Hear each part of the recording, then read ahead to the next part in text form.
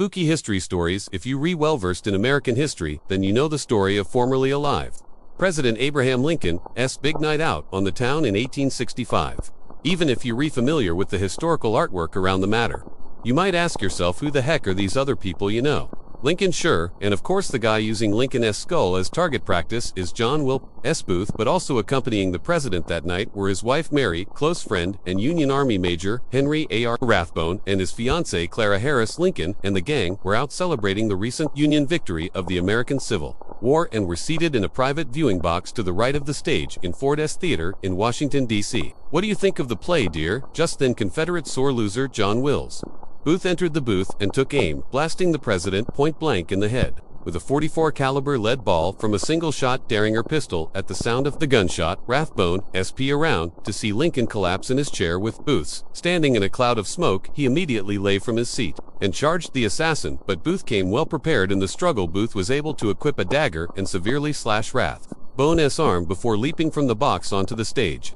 Right before jumping, Rathbone was able to grab Booth's coat, causing Booth to lose his balance and eat, fudging up his leg in the process, despite being in a packed theater of witnesses and bystanders.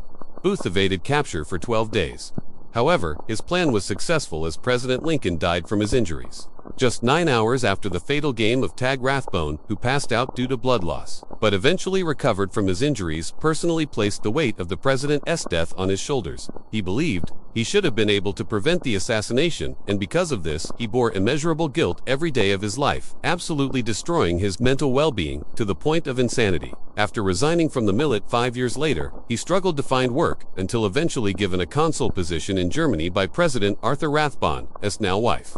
Clara had hoped that the change of scenery would do him some good. Rathbone's mental health continued to spiral, resulting in him lashing out at his young children and violently threatening Clara. After 13 years of mental deterioration, the breaking point had finally been reached. On December 23, 1883, Rathbone attacked his children in a fit of madness in their home. Clara had rushed to protect her children, but was fatally shot and stabbed by her husband. Instead of continuing his onslaught, he turned the knife on himself, stabbing himself in the chest 5 times.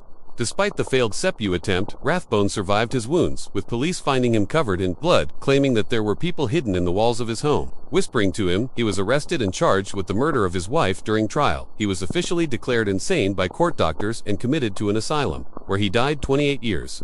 Music. Later, Henry Howard Holmes was an American con artist and the U.S.'s first documented serial killer. Born the lesser cool named Herman Mudgett Holmes, attended the University of Michigan's Department of Medicine and Surgery in 1882, where he allegedly would accompany his professor in various grave-robbing activities as a way to supply the school with fresh body for examination and dissection. It was here that Holmes developed a slight obsession with death, and seldom does such an obsession lead to good things. After graduating medical school in 1884 and being upgraded to Dr. Holmes, he moved out to Chicago to work in a drugstore, which he eventually bought outright from the owner. What his drugs proceeds from that store helped to fund his newfound hobby that would soon evolve into something much more sinister. Holmes drew up plans for a hotel, one designed to be a death trap for who entered. Not the best business model for return customers, but hey, several contractors and architects were put on the job with a steady rotation of firing and hiring. Now it's believed that this constant turnover kept everyone from knowing his true design intentions, with no one designer knowing the full scale of the operation at any given time. When it was fully built, the hotel had 3 floors, with the first one being mainly retail and including a new drugstore.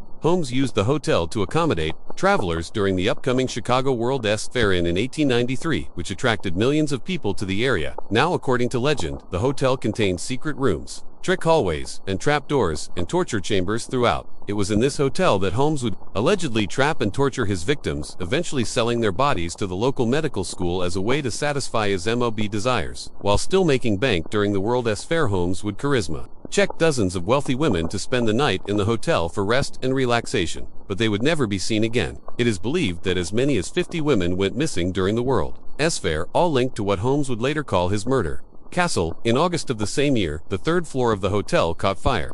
While no one was injured, the fire destroyed most of the 3rd floor. But Holmes had an ace up his sleeve: multiple insurance policies. But like insurance companies do, they refused to pay out, and accused Holmes of setting the fire himself and engaging insurance fraud. Holmes, obviously angered by such accusations, quickly scattered out of Chicago, and over the following years, he continued to dabble in insurance fraud with his friend Benjamin Pytel, for his next trick, Holmes had suffocated Pial with chloroform and burned his unconscious body for a life insurance payout. What's even worse is that through extreme coercion and manipulation, Holmes had convinced Pial, as widowed wife, to place 3 of her 5 children into his custody, and over the years, he would murder all 3. Holmes had forced the 2 older children, 13-year-old Alice and 99-year-old Nellie, into a trunk drilled the hole through it and plugged it with a gas line, suffocating them. He then buried their bodies in a cellar in his house. As for the 3rd child, 7-year-old Howard, Holmes drugged the boy, dismembered, and burned his body, with only some teeth and bones being the identifying factors. Eventually, the children's remains were discovered, leading to Holmes'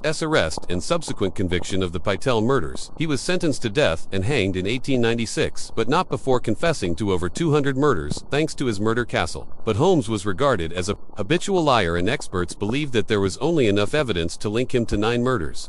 Still a high count, but not nearly the 200 that Holmes had claimed. As for the murder castle, it is confirmed that these stories about the design and the use of the building were widely sensationalized and over-exaggerated by local media sucks from a horror standpoint, but still makes a good story nonetheless. Right music. Take a look at this face. Seem familiar at all? If not, then you're useless to me if I start joking anyway. This is a death mask, a plaster casting of the face of an unidentified woman who was pulled from the River Seine in Paris in the late 1880s. She became known as L'Inu de la, or the unknown woman of the Seine, after being fished out of the French River.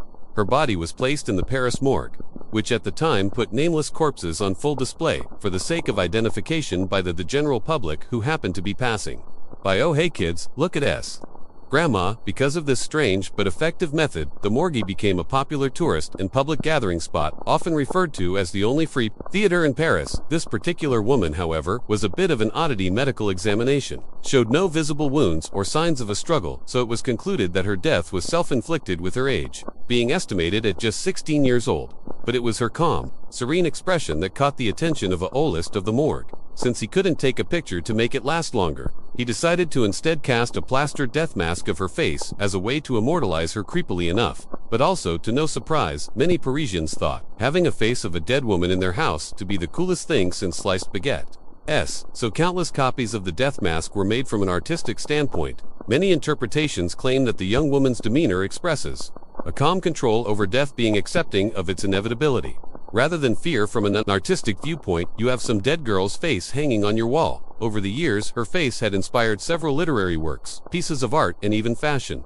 But where have you seen her face before? Well, believe it or not, chances are you've actually unknowingly given her mouth to mouth, because hers is the face of the CPR training doll, which is used in almost all CPR training courses worldwide since 1960. Sure, that might be creepy, but at least it's thematically appropriate. World War I was absolutely brutal. It was the forefront of many new innovations in warfare, like tanks, heavy machine guns, and manned aircraft, all effective technologies developed for the sake of boosting your own kill count. But another, more sinister tactic was soon deployed onto the battlefield. Chemical weapons. Perhaps the most widely used was mustard gas, but others were used too. For instance, chlorine gas, a yellow-green gas, which sure enough looks like a stereotypical funny fart cloud, but packs a lethal punch. This story begins in September of 1914, where German soldiers were tasked with taking the Russian-occupied of its fortress. It was constructed as a Russian Empire border defensive structure against German attack. And boy was it good at its job. German Empire units had repeatedly tried to penetrate the fortress, but were told no through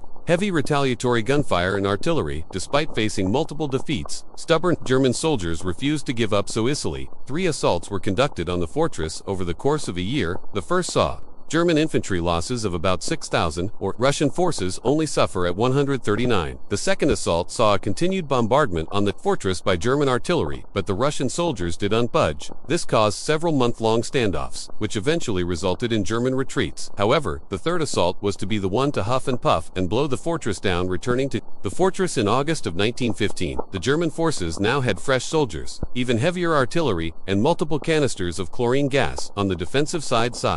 The Russian line was only 900 strong, but they still took their chances. Against the impossible odds, after waiting several hours for favorable wind conditions, German soldiers bombarded the fortress with the deadly gas to flush out the enemy. The Russian soldiers, unfortunately, had no suitable protection against the gas, and had to improvise, covering their faces with the best thing that they could come up with, rags soaked in piss. 2. No surprise, this proved ineffective. The soldiers were severely incapacitated by the gas, and now they smell like piss. As a quick science lesson, when chlorine gas is inhaled, it reacts with the residual moisture in your body, forming hydrochloric acid, which starts to corrode your internal organs. In short, it causes big ouchies on the inside. With this mechanism of action being well known, the Germans were certain of their victory, and began to infiltrate the fortress, but were met with a horrific sight. Despite suffering in complete agony covered in blisters and coughing up lungs and blood, the Russian soldiers still stood their ground and continued fighting. The German troops of course shied their hosen at the sight of the seemingly undead Russians and fled from the fortress in a complete panic, with some even stumbling into barbed wire. In the process, the rest of the German troops immediately hightailed it out of there. Although successful, most of the Russian defense died from the gas. Those who did survive barely got by the skin of their whatever they had left. Sadly, Russian troops preemptively demolished most of the fortress as Germans began closing in for a fourth time later that month.